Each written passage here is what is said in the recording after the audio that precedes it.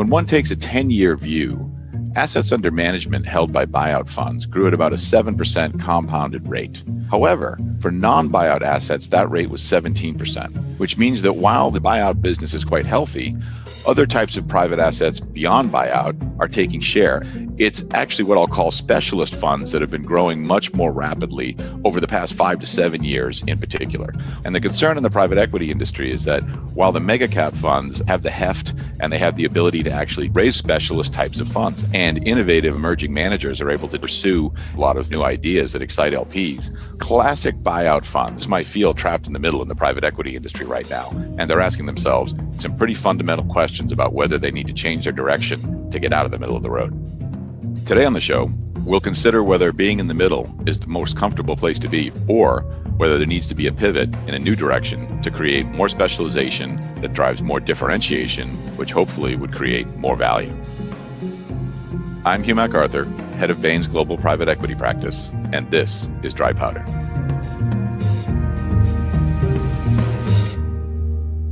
A specialist fund is a fund that has a particular angle and a higher degree of focus, say, than the classic buyout fund. So I'm talking about things like deeper and fewer sectors that they focus on, or growth equity type products, or long hold type products, ESG and impact focused funds, tactical opportunity funds, many different types of specialties that we've seen evolve over time, and they're actually gaining share at the expense of the classic funds. A lot of these new funds are being created by emerging managers. We're also seeing lots of participation at the top of the market where the big public type funds are located. So the classic funds that I'm describing are the ones that wind up with a question.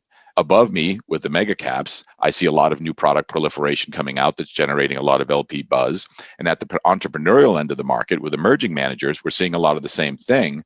But if I'm a classic fund kind of sitting in the middle, maybe in that $2 to $10 billion space, it raises some questions. Question one is a defensive question. Do I need to do something different in order to earn the same level of returns that made all of my stakeholders happy over the past 10 years? Is all of this innovation driving alpha in a way that's going to leave me behind if I don't have the skills and the capabilities to evolve my existing product in a direction that's attractive?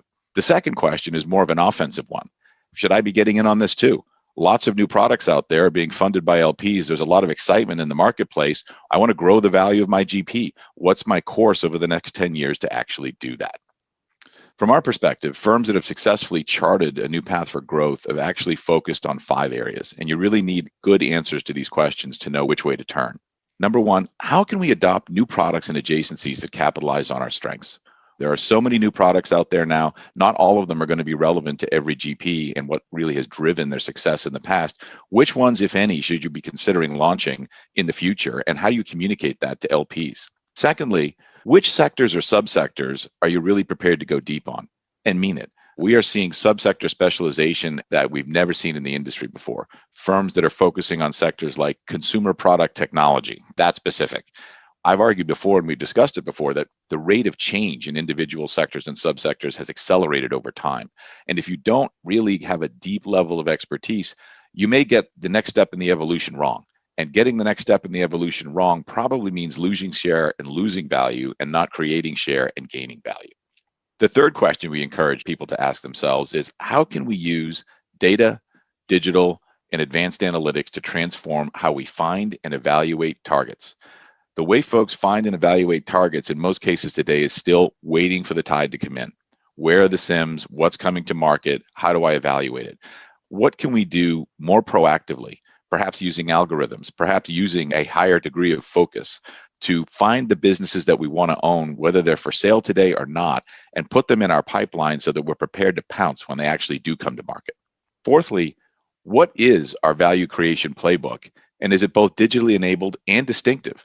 Do we know how to take advantage of technological change across subsectors and actually make customers more delighted, lower costs, and drive value? And do we have those capabilities in-house, or are we partnered with the right people that have them to make sure that we're able to swiftly transform the value of businesses and take advantage of new opportunities that are coming our way, but also be able to play defense when required and thwart others from taking our customers, taking market share, driving their costs below ours in the future?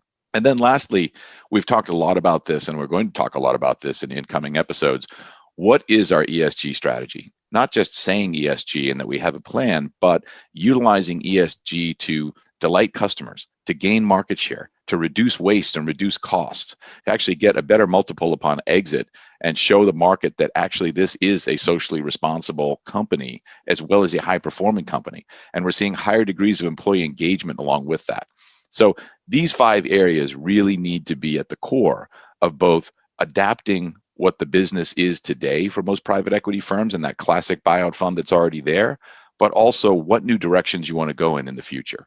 So what new products and adjacencies, what sectors, how do I use technology to make my investment business even more valuable?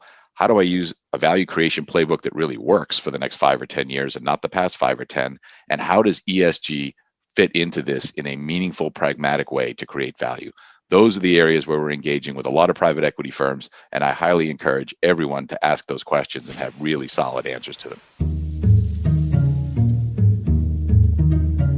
We hope you find this and the many other insights coming out in our private equity annual report useful. You can find a link to Bain's annual report in the notes to this episode, or you can visit www.bain.com.